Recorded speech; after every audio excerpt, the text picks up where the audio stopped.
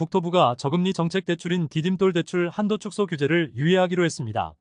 갑작스럽게 무주택자용 대출 한도 축소를 시행하더니 시장의 혼란이 커지면서 또다시 갑자기 유예한다고 발표했습니다.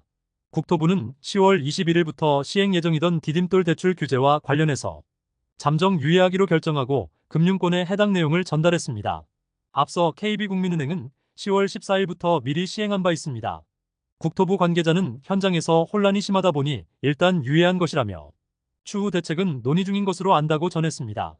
디딤돌 대출은 부부 합산 연소득 6천만 원 이하인 무주택 서민들에 대해서 최대 5억 원 이하의 주택을 대상으로 최대 2억 5천만 원, 신혼가구나 2자녀 이상 세대는 4억 원까지 대출해주는 상품입니다.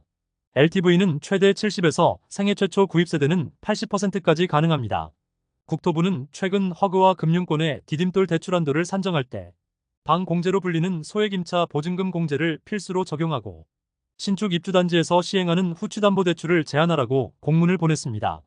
해당 조치로 앞으로 지역별 소액임차 보증금이 대출 한도에서 차감되면서 서울 기준 5,500만 원이 축소될 예정이었습니다. 또 생애 최초 LTV가 최대 70%로 낮아지며 후추담보 제한으로 신규 입주 단지는 등기가 나오기 전에 디딤돌 대출이 불가능했습니다. 후추담보대출은 아파트가 지어지기 전 은행이 돈을 먼저 빌려주고 소유권이 설정되면 이를 담보로 진행하는 대출 방식입니다. 시장의 혼란이 커지면서 국회 국토교통위원회에서 국토부에 규제 유예를 요청했고 국토부는 내부 논의 후 결국 금융권에 10월 21일 시행을 연기해달라고 했습니다. 더불어민주당 의원은 정책자금 대출을 줄이지 않겠다는 약속을 국토부가 어기고 사전 고지 없이 서민들의 동아줄인 디딤돌 대출을 규제하려 했다면서 뒤늦게 유예를 발표했지만 여전히 수천 명의 시민들이 정부를 신뢰하지 못하고 있다고 밝혔습니다. 또 대출 대상 등을 줄인 것이 아니기 때문에 규제가 아니라는 정부의 주장은 말장난에 불과하며 더 큰 피해를 막으려면 유예를 넘어 전면 철회까지 이어져야 한다고 덧붙였습니다. 역대 최악의 가계부채가 심각한 상황에서 이 같은 논란은 앞으로도 확산될 가능성이 높습니다. 당장 정부가 전세대출과 정책대출에 DSR 적용 확대를 검토하는 상황에서 무주택 서민과 실수요자들의 피해가 생길 수 있다는 이슈가 계속될 듯합니다. 은행권의 주담대 금리가 또 상승할 전망입니다. 국내 5대 은행의 주담대 변동금리 상단이 7%대에 육박하는 상황에서 금리 인상에 큰 영향을 미치는 코픽스가 넉 달 만에 다시 상승세로 전환됐습니다. 계속되는 주담대 금리 인상 영향으로 시장에서는 매수세가 사라지고 있고 원리금과 이자 상환 압력이 계속될 전망입니다. 은행연합회에 따르면 9월 기준 신규 코픽스가 3.4%로 상승했습니다. 코픽스는 국내 8개 은행이 조달한 자금의 가중평균 금리로 코픽스가 상승하면 은행들의 주담대 금리 인상으로 이어지고 있습니다. 주요 시중은행들이 10월 16일부터 신규 주담대 변동금리에 인상된 코픽스를 반영합니다. KB국민은행이 변동형 주담대 금리를 최고 6.15%로 인상하며 우리은행 변동금리도 최고 6.55%로 변경될 예정입니다. 최근 한국은행이 기준금리를 내리면서 시장에선 주담대 부담이 적어질 것을 기대하고 있습니다.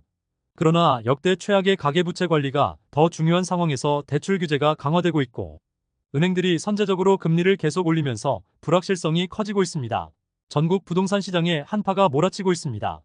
대출 억제로 매수세가 사라지면서 아파트 매물이 역대급으로 쌓이고 있고 대출 빚을 갚지 못해 경매로 넘어가는 집들이 쏟아지고 있습니다. 더 심각한 건 정부가 역대 최악인 가계부채 문제를 해결하기 위해서 시장 상황에 따라 DSR 추가 규제나 DSR 3단계 조기 시행, 최후의 수단으로 불리는 LTV 한도 축소까지 꺼낼 수 있는 가능성이 높아지고 있습니다. 무리해서 대출받고 집을 구입한 영끌족들의 불확실성이 커지고 있으며 최악의 경우엔 집도 빼앗기고 파산에 이를 수 있는 상황입니다. 당장 매수세가 사라지면서 아파트 거래량이 크게 줄고 있습니다. 8월 서울 아파트 거래량이 30% 이상 급감하고 있고 전국 부동산 평균 거래량도 10% 이상 감소하면서 냉각되고 있습니다.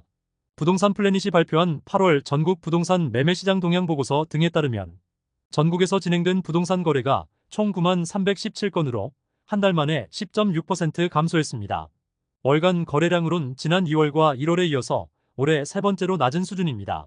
같은 기간 거래 금액도 36조 3,463억 원으로 17% 이상 하락했고 특히 서울 거래량이 총 5,982건으로 한 달 만에 30.9% 줄었습니다. 또 전국 17개 시도 중에서 13곳의 거래량이 감소하고 있으며 경기도와 인천 등 수도권 하락률이 특히 크게 나타나고 있습니다. 다음으로 오피스텔 거래량이 2,500억 건으로 2개월 연속 감소했고 거래 금액도 약 14% 하락한 5,520억 원으로 집계됐습니다. 상가와 사무실 거래량은 총 3,554건으로 12.4% 줄었으며 충남과 경기도 하락률이 상대적으로 크게 나타났습니다. 국내 상호금융권의 단위조합 3곳 중 한 곳이 적자 상태에 빠졌습니다. 농협과 신협, 수협 등 상호금융들이 떠안고 있는 부실채권이 24조 원을 돌파했습니다. 작년부터 본격화된 부동산 PF 대출 부실이 건전성에 직격탄을 날리고 있고 지역 경제를 떠받치는 상호금융권 시장에 빨간불이 켜졌다는 지적입니다. 국회 정무위에서 공개된 금융감독원 자료 등에 따르면 올해 상반기 농협과 수협, 신협과 산림조합 4곳의 상호금융에서 전국 단위조합 2,208개 중 745개가 적자인 것으로 나타났습니다.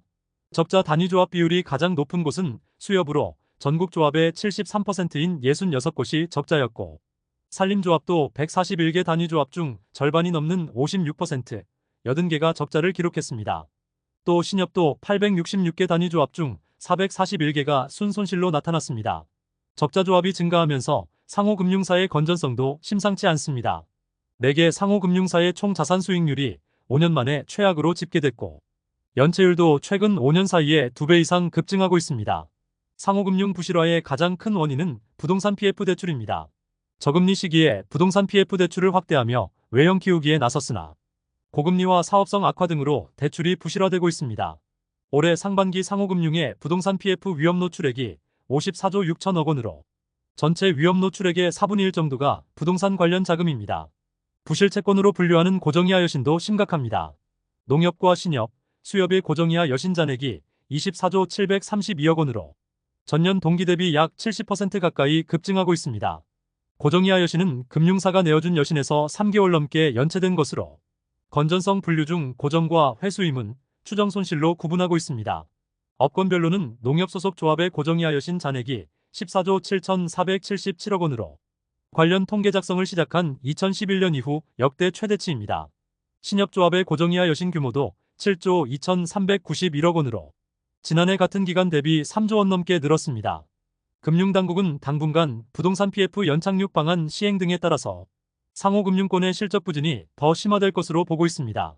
시장에서 상호금융은 금융당국의 직접적인 관리를 받지 않아 부실이 우려된다며 금융기관에 준하는 체계적인 관리와 규제를 정비해야 한다는 의견이 나오고 있습니다. 주택도시보증공사가 전세 사기 여파로 사상 최대 규모의 적자가 예상되고 있습니다. 작년에 이어서 올해도 적자 상황이 심각해지고 있으며 조단위 규모의 추가 자본 확충이 없으면 허그는 내년 3월 보증 중단 사태가 우려되고 있습니다.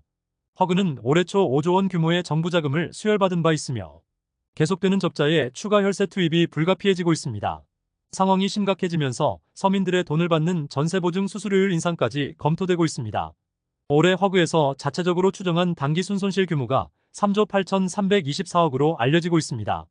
역대 최악의 적자를 기록한 지난해 최대 적자와 비슷한 수준이며 시장에서는 오히려 작년보다 더 큰 적자 금액이 나올 수도 있다는 분석입니다.